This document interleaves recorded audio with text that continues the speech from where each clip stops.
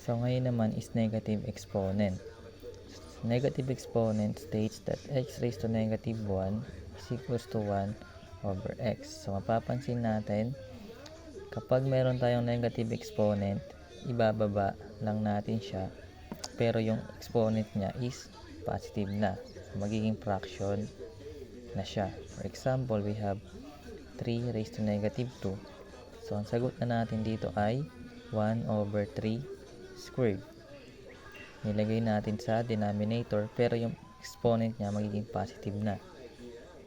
And ang 3 squared is 9. Therefore, ang final answer is 1 over 9.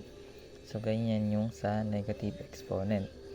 So, for example, we have 3 over x raised to negative 2. So, kung nasa denominator siya, iaangat natin siya o ilalagay natin siya sa numerator. So, magkakaroon tayo ng 3 raised to x are 3x squared. So, bakit hindi natin binaba si 3?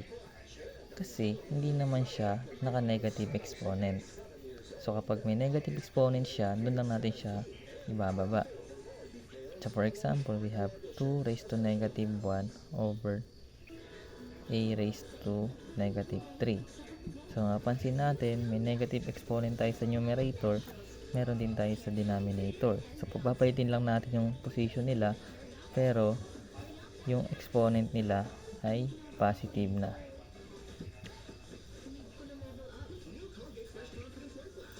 So, sana naintindihan natin yung negative exponent.